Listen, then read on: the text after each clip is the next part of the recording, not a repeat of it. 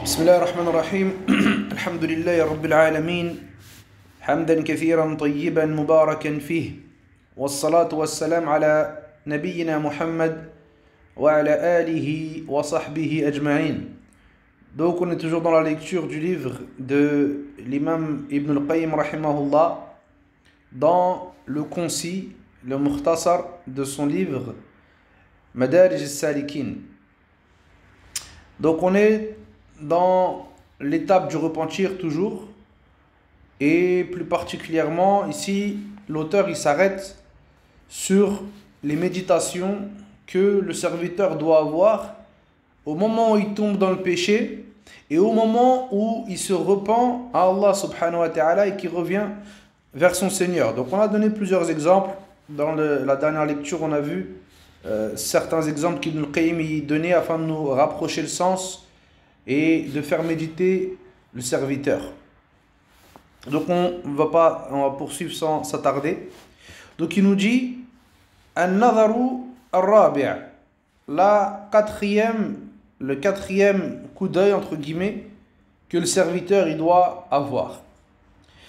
Qala rahimahullah An-Nadharu ila mahal al-jinayah wa masdariha wa huwa an-nafs al-ammaratu bis-su' وَيُفِيدُ نَظَرُهُ إِلَيْهَا أُمُورًا.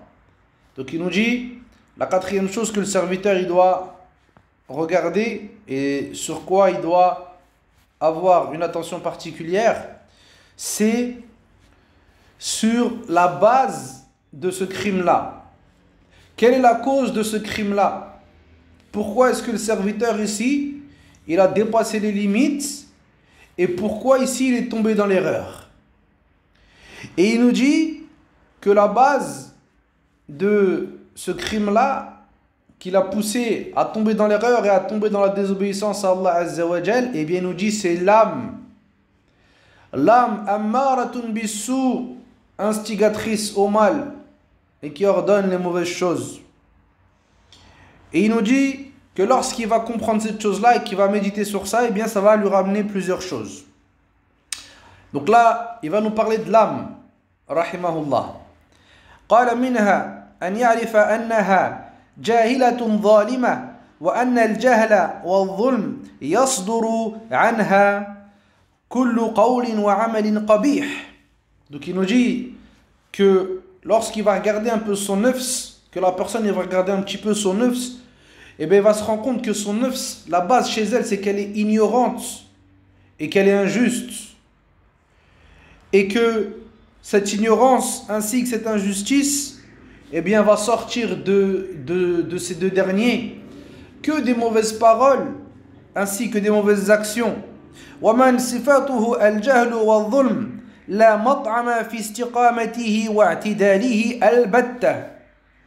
Donc il nous dit, celui dont ces caractéristiques-là sont l'ignorance ainsi que l'injustice, eh bien on n'a pas d'espoir à ce que celui-là il se mette droit et qu'il revienne dans la droiture. Donc lorsque le serviteur il va comprendre ça, il nous dit فَيُوجِبُ لَهُ ذَلِكَ بَذْلَ الْجُرْ فِي الْعِلْمِ النَّافِعِ الَّذِي يُخْرِجُهَا بِهِ عَنْ وَصْفِ الْجَهْلِ. Donc c'est la première étape. Lorsqu'il a compris et qu'il a vu que subhanallah, son âme, la base chez elle c'était l'ignorance ainsi que l'injustice. Une fois qu'il a bien compris ça, le serviteur, et qu'il a compris qu'avec ces deux caractéristiques-là, eh bien, il ne pourra jamais rejoindre la droiture, eh bien, il va faire tout le nécessaire.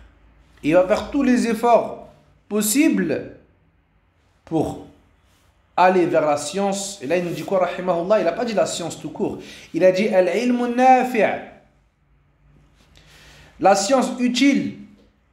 Et c'est pour ça que le prophète alayhi salatu wa salam, il disait dans la dua Allahumma inni a'udhu bika min ilmin la yanfa'. Oh Allah, je cherche refuge auprès de toi contre une science qui n'est pas utile.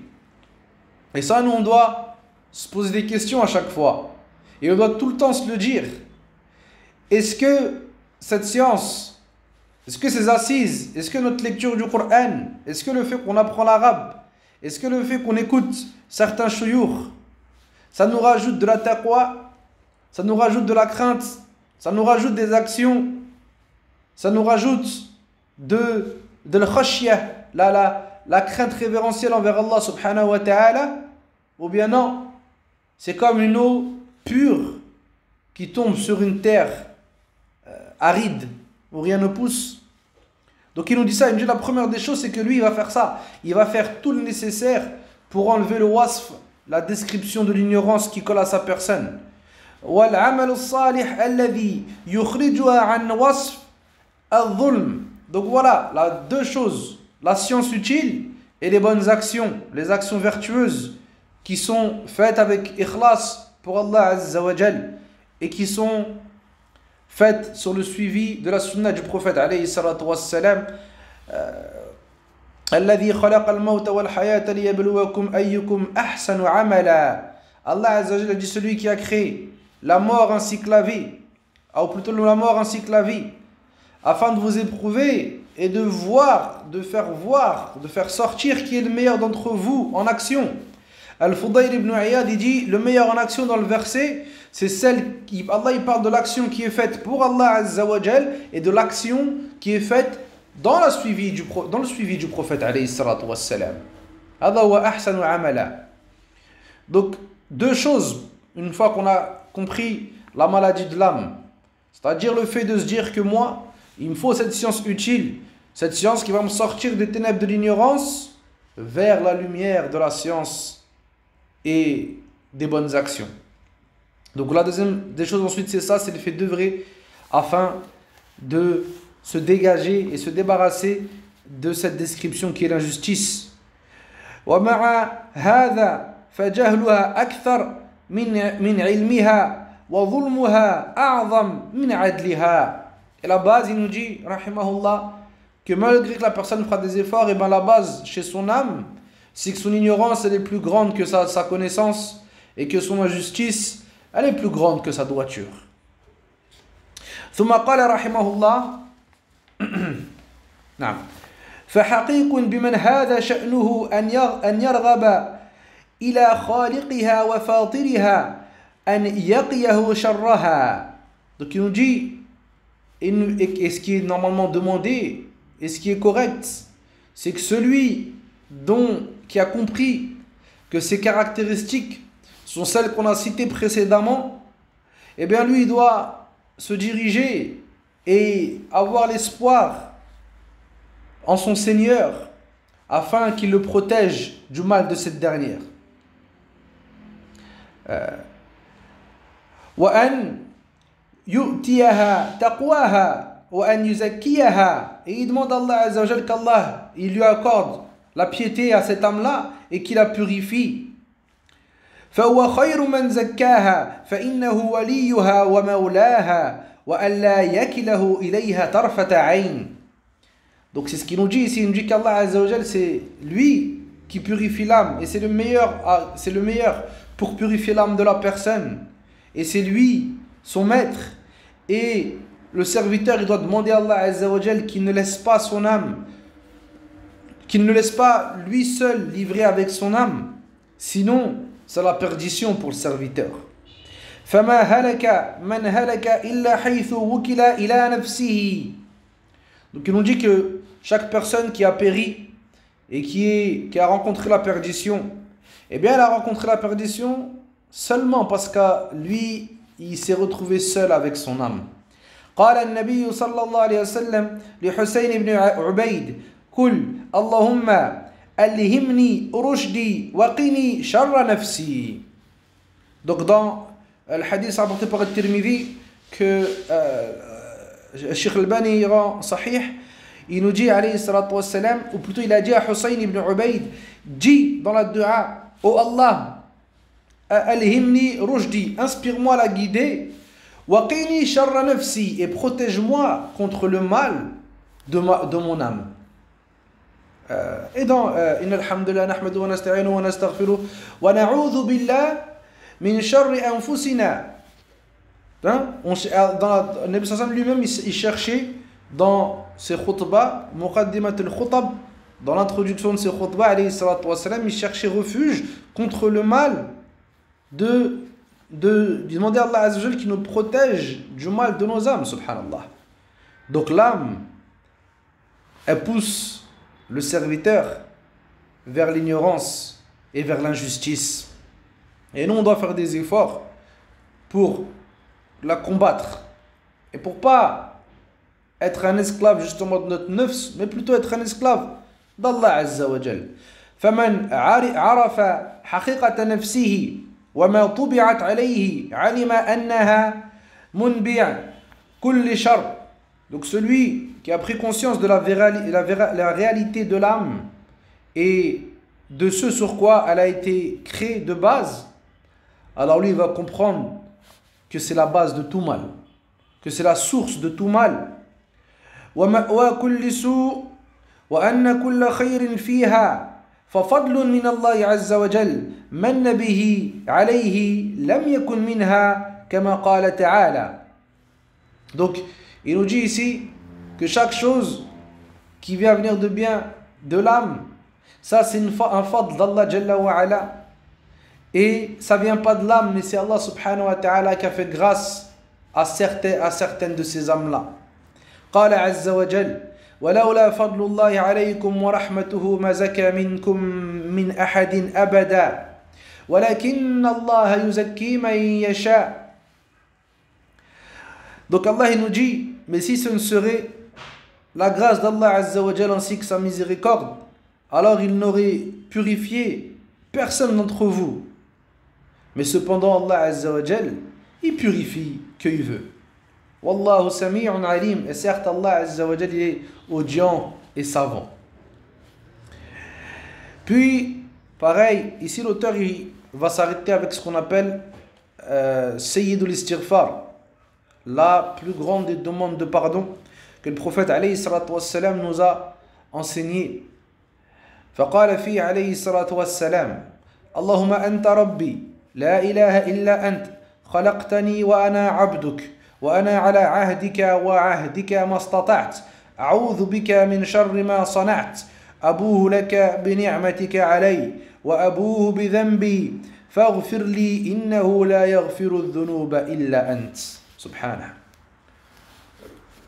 Donc voilà, c'est toujours un peu fatigant de traduire, mais surtout les duas comme ça sont tellement belles que la langue elle a honte de traduire des aussi belles paroles. Mais dans le sens, oh Allah, certes tu es mon Seigneur et il n'y a pas de divinité digne d'être adorée en dehors de toi. Tu m'as créé et je suis ton serviteur. Et moi je suis ala ahdi, qui s'explique sur tes ordres, tes interdits. Je fais ce que je peux. A'udhu bika min sharri ma sana'ta, et je cherche refuge auprès de toi contre le mal que j'ai accompli, que j'ai fabriqué. Abou laka bi ni'matika alay, et je reviens vers toi bi ni'matika alay wa bi dhanbi wa abou bi dhanbi faghfir li innahu la yaghfiru dhunuba illa ant. Donc le serviteur il reconnaît les bienfaits d'Allah Azza wa Jal sur lui, il reconnaît ses péchés et il demande à Allah Azza wa Jal de lui pardonner.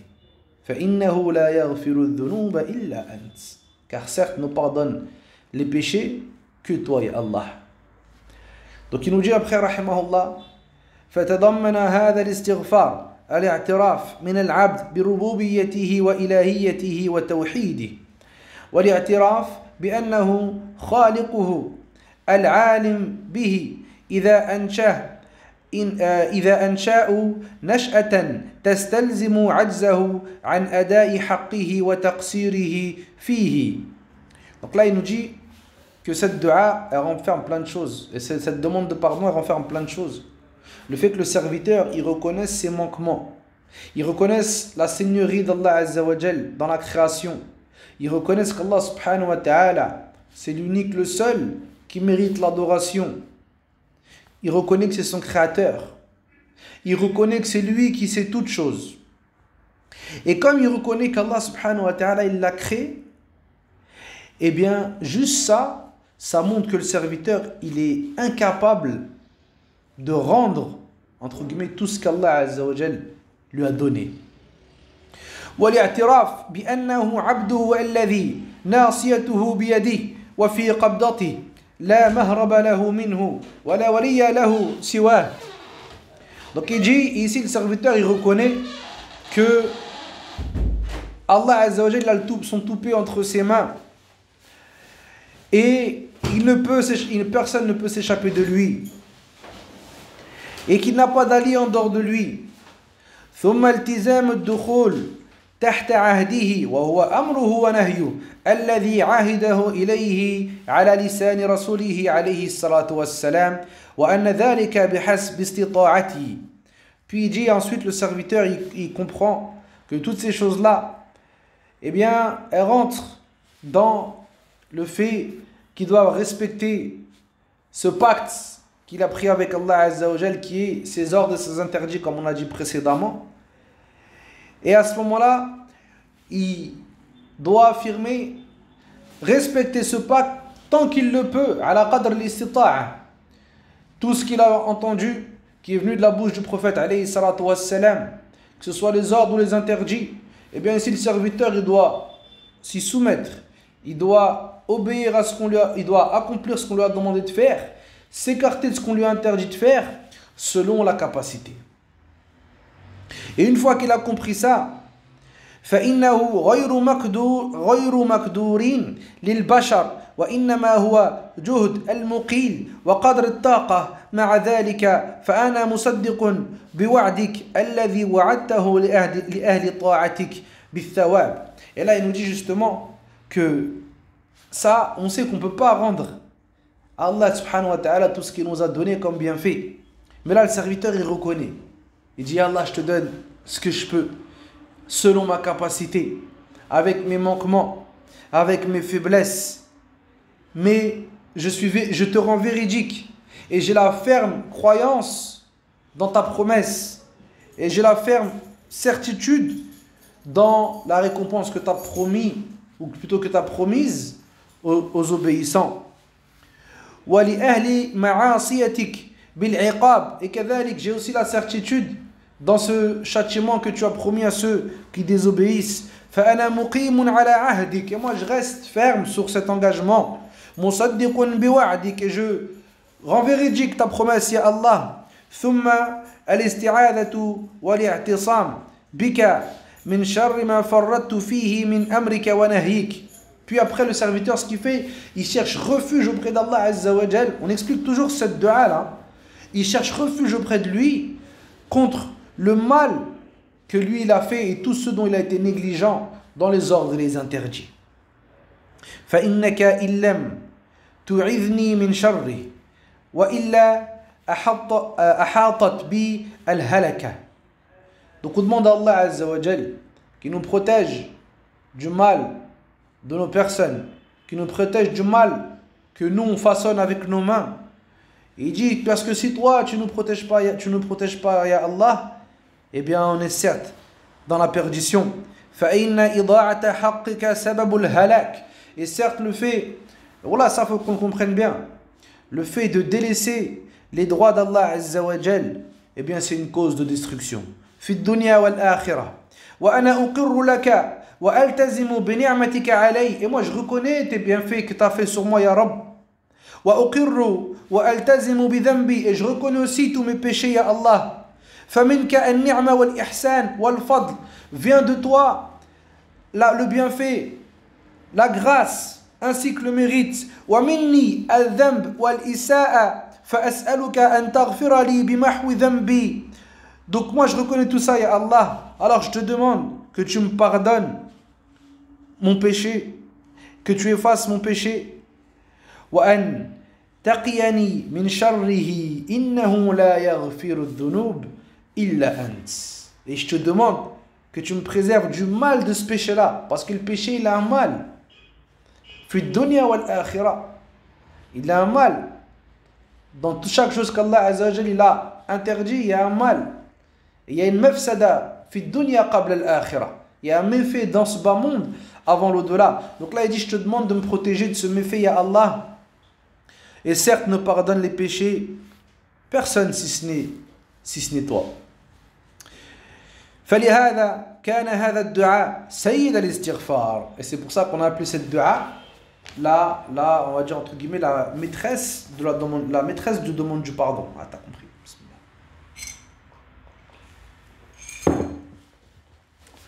إذ هو متضمن لمحض العبودية, parce qu'elle contient la base de l'adoration ici, du tawhid, توحيد العبودية.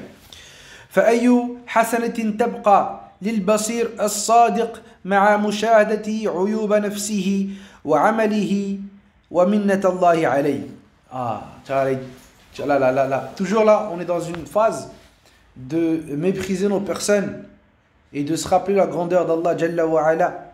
Il nous dit, celui qui voit clairement quel hasanat il va rester quand il va voir tous les manquements de sa personne et ses actions petites face à la grandeur d'Allah subhanahu wa ta'ala et à tous ces bienfaits qu'il nous donne de jour comme de nuit. Donc ça, c'était concernant le nafs. Là, il nous a parlé d'un ennemi qui est un nafs. Donc à nous de le dresser, à nous de ne pas faire tout ce qu'on veut, à nous de ne pas suivre notre nafs partout où il va.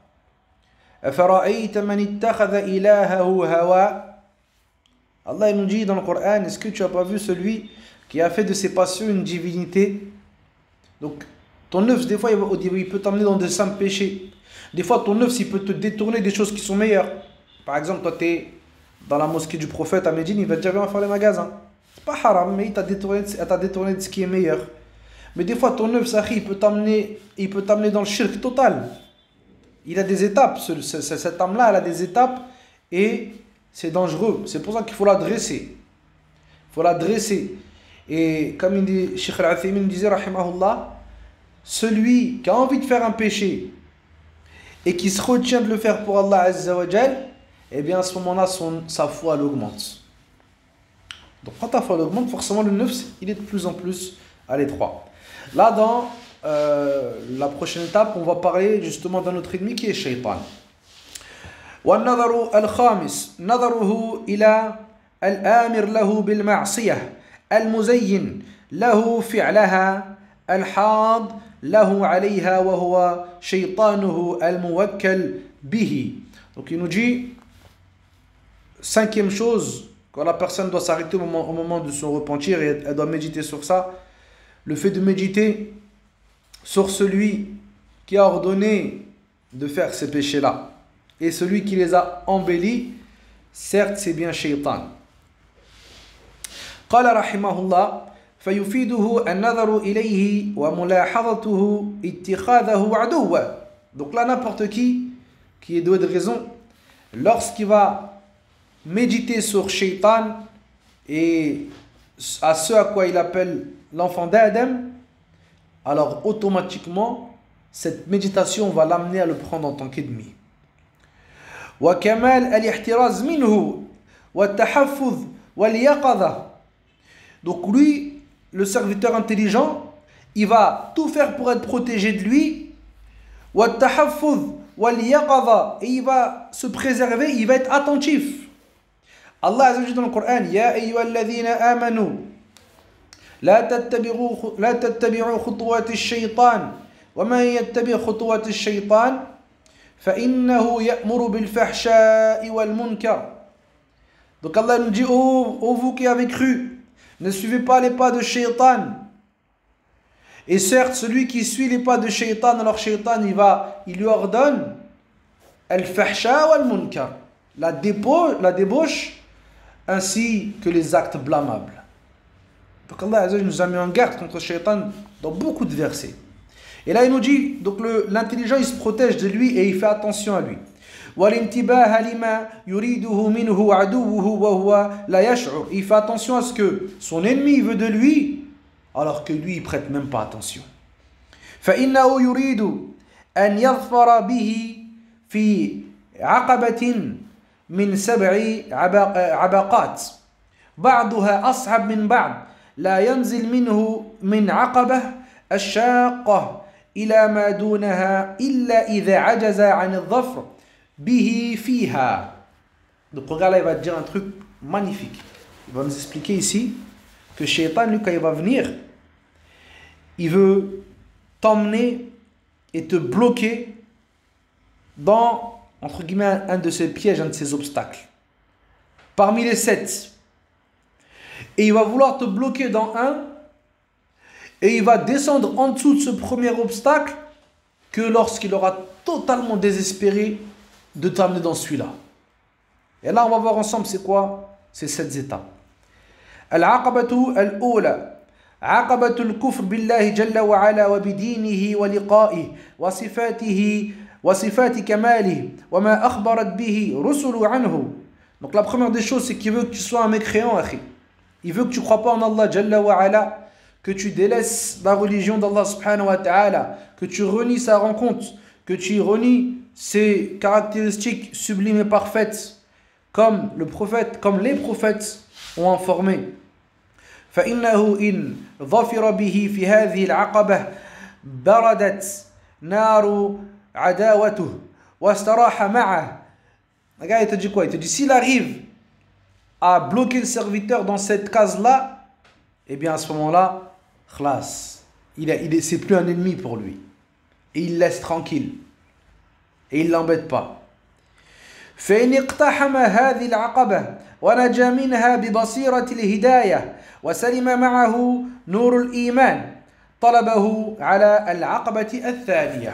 Il dit s'il n'arrive pas à le bloquer dans celle-là et que le serviteur il se sauve de cette étape et de ce piège par la clairvoyance de la guidée et qu'il est sauvé par la lumière de la foi, alors il va le tirer vers le deuxième piège. والعقبة الثانية وهي عقبة البدعة إما باعتقاد خلاف الحق الذي أرسل الله جل وعلا به رسوله. Donc il va l'emmener vers l'innovation dans la religion, ou bien avec une croyance qui s'oppose à la croyance avec laquelle le prophète alayhi salatu wassalam a été envoyé. وأنزل الله به كتابه, et ce avec quoi Allah il a envoyé son livre. إما بتعبد بما لم يأذن به الله من الأوضاع والرسم والمحدثة في الدين التي لا يقبل الله منها شيئا. Donc il nous dit, il va le détourner par ça, avec une croyance corrompue, ou bien il va l'emmener dans des adorations bizarres, dans des adorations de choses nouvelles comme les images, et des choses qui sont inventées et qui sont nouvelles dans la religion. Et toutes ces choses-là, bien entendu, Allah Jalla wa ala n'accepte rien de cela. والعقبة الثالثة وهي عقبة الكبائر. Donc la troisième ensuite, s'il n'arrive pas, il n'a pas réussi à l'emmener dans ça, alors il va l'emmener dans quoi? Dans les grands péchés. فإن ظفر به فيها زينها له وحسنها في عينه وسوف به وفتح له باب الإرجاء. Donc il nous dit rahimahullah que lorsqu'il a réussi à l'emmener dans la case des grands péchés et qu'il lui a enjolivé ces grands péchés-là, eh bien, il va lui ouvrir la porte des sawfa. Demain, je vais faire. Demain, j'arrêterai. Demain, je vais prier. Demain, je vais commencer à apprendre zakat pour savoir comment donner zakat. Demain, je vais faire et je vais faire et je vais faire. Donc là, Ibn Qayyim nous le dit ici, et dans un autre livre aussi, il nous dit que at-taswif, le fait de remettre les choses à demain, eh bien ça fait partie des plus grandes armes de Shaitan. Et pareil, il nous dit que ce qu'il va faire ici, il va lui ouvrir la porte de al-irja. Al-irja, c'est le laxisme. C'est-à-dire que la personne, il va faire des grands péchés, et ça, comme on le voit, nous, beaucoup. Hein, en France, le laxisme, il est extra, méga, super répandu.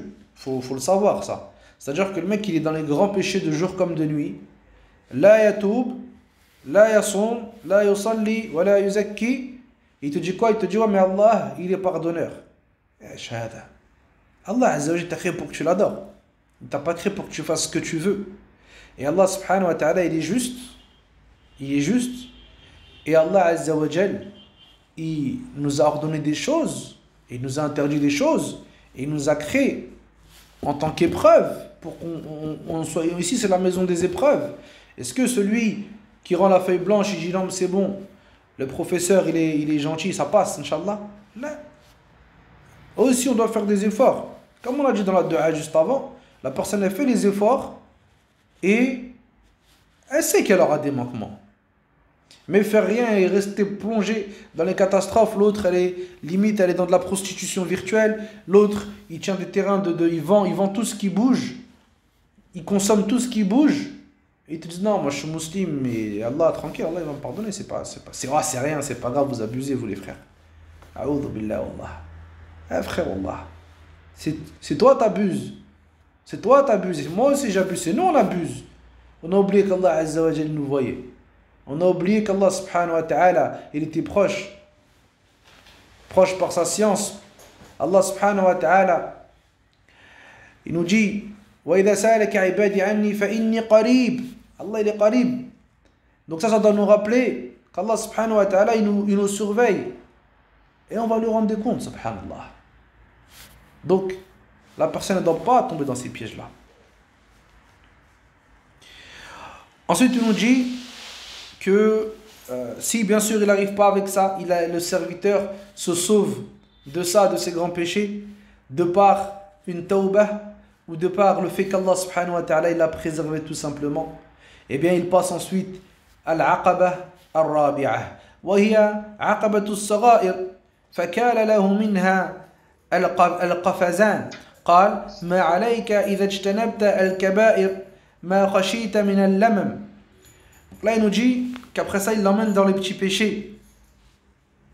Et après Shaitan il va venir encore. Il va te dire c'est rien. Tu fais des petits péchés, c'est rien. Tu t'es écarté des grands péchés. Tranquille. أوما علمت بأنها تكفر باجتناب الكبائر وبالحسنات لا يزال يهون عليه أمرها. Donc là il veut lui dire quoi? Est-ce que tu n'as pas entendu? Regarde Shaitan le Afrit. Il te dit tu n'as pas entendu que le fait de s'écarter des grands péchés, نعم تكفر باجتناب الكبائر بالحسنات. نعم. Est-ce que t'as pas juste le fait que tu t'écartes des grands péchés et que tu fais des bonnes actions, ça t'efface tes petits péchés? Ça c'est vrai ou pas? Ça c'est vrai. Le fait de s'écarter des grands péchés et de faire des bonnes actions, ça efface les petits péchés. Comme ça, sans tawbah, ça les efface. Donc là, Shaitan, il va lui dire ça. Et là, il nous dit quoi, rahimahullah? Il ne va pas arrêter de lui répéter ça jusqu'à ce que pour lui, ça devienne normal. C'est rien. Juste, hatta yusirra alayha. Jusqu'à ce qu'il se vautre dans les petits péchés.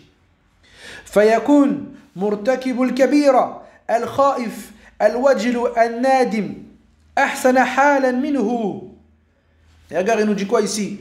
Il nous dit celui qui sera dans les grands péchés, mais qui aura peur, qui sera effrayé, qui regrettera, eh bien à ce moment-là, il est meilleur que celui-là qui est dans les petits péchés, mais qui se vautre dedans et qui n'y prête pas attention.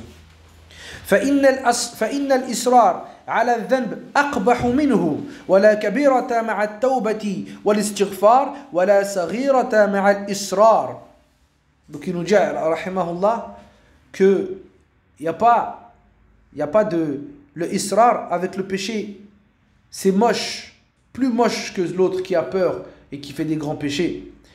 Et il nous dit, il n'y a pas de grand péché avec une tauba, une demande de pardon, et il n'y a pas de petit péché avec le fait de se vautrer dedans et de les faire continuellement. قال النبي عليه الصلاة والسلام إياكم ومحقرات الذنوب. Il nous dit عليه الصلاة والسلام faites attention au mépris des péchés. ثم ضرب لذلك مثلا بقوم. Ensuite il nous a ici le prophète عليه الصلاة والسلام dans sa manière d'éduquer les compagnons, il donne les exemples. Et là c'est ce qu'il va faire.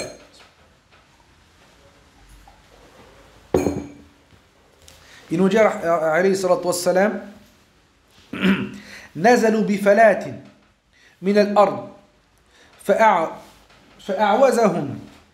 فأعوزهم الحطب فجعل يجيء هذا بعود وهذا بعود حتى جمعوا حطبا كثيرا. Donc là il nous donne un exemple عليه الصلاة والسلام d'un peuple qui s'est arrêté dans une terre déserte et ils avaient besoin de bois.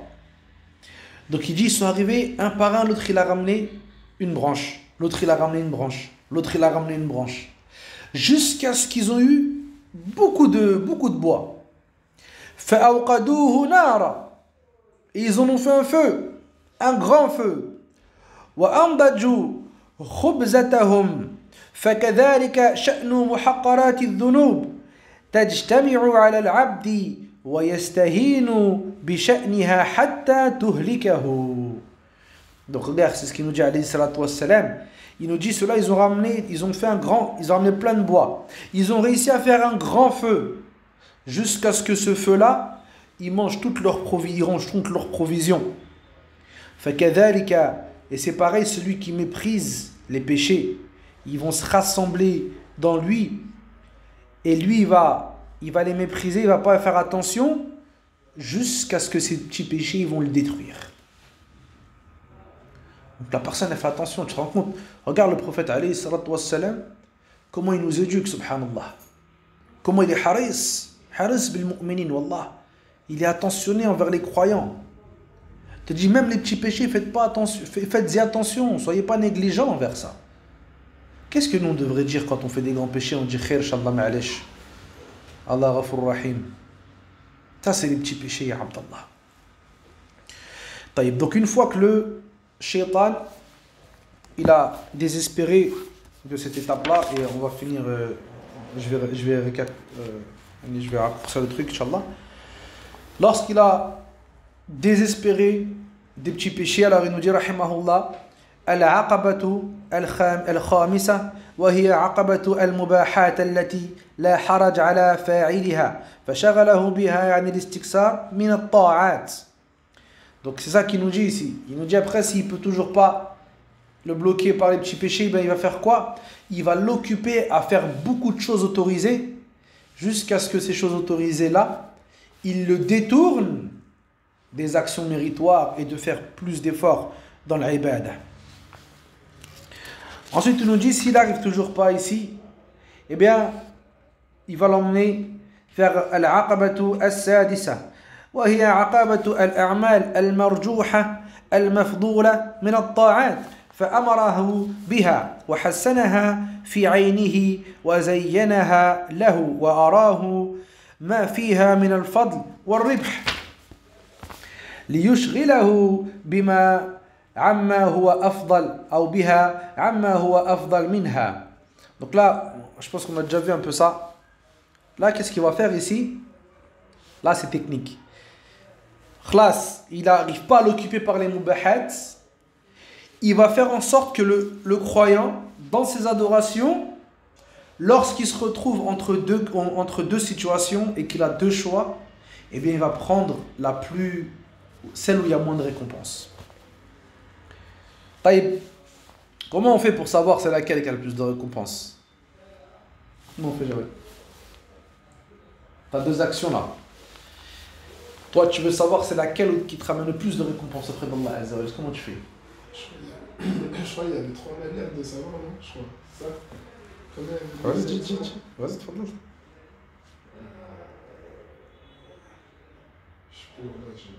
على كل حال عموما العلم أخي. العلم tout simplement. Oui, l'ilm. Non, tout simplement c'est ça la base, c'est ça.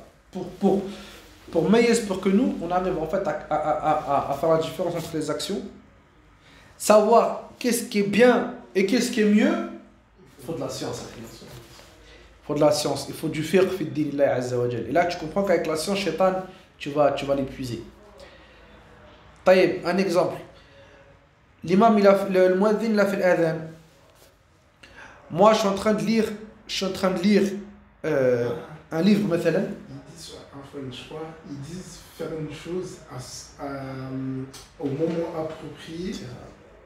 Au moment approprié, c'est mieux que faire une chose qui est autorisée de base, mais qui est pas à ce moment-là. Même qui est recommandé là. Voilà. C'est ça? Après, c'est ça. Dans le sens que toi tu fasses les choses qui sont venues dans un temps imparti. Donc on a dit le muaddin il a fait l'adhan. Je suis assis à la mosquée. Je suis en train de lire un livre, par exemple, je révise mes cours. Ah c'est une action méritoire. Mais lui, il va faire quoi, shaitan? Il va te faire l'action méritoire et te faire délaisser celle qui est encore plus méritoire. C'est quoi qui est plus méritoire ici? rak'atan. Ou bien ad-du'a, comme c'est dans le hadith. Je vais me rappeler, Tu vois? à chaque fois, il y a un temps qui est spécifique. Exemple, Pour faire mieux. Exemple, Jumu'ah, prier sur le prophète, etc. Et bah, il va te dire, ouais, bah, je sais pas, fais autre chose à la place, alors que c'est ce qu'il y a de meilleur à faire à ce moment-là. بالضبط. Donc lui il est bien lui ce frère là dans tous les cas, machallah, le shaitan il peut rien faire avec lui. Mais ici regarde, shaitan il va pas te lâcher yakhi. Jusqu'au bout du bout, il va tout faire pour te détourner et pour faire en sorte que toi tu sois toujours en baisse dans ton côté hasanat. Donc nous il nous faut l'ilm nafi' pour qu'on puisse se rapprocher d'Allah subhanahu wa ta'ala, pour qu'on puisse se protéger de notre ennemi. Et billahi tawfiq. Et là, regarde, il dit quoi à la fin? Ibn Qayyim il nous dit lakin ayna ashabu hadhihi al-aqaba. Mais cependant, ils sont où les gens de cet étage? Ils sont où les gens qui sont dans cette bataille avec Shaitan? Fahum al-afrad fi al-alam. Eux, ce sont des petites afrad, yani c'est des petits cas éparpillés comme ça dans l'univers.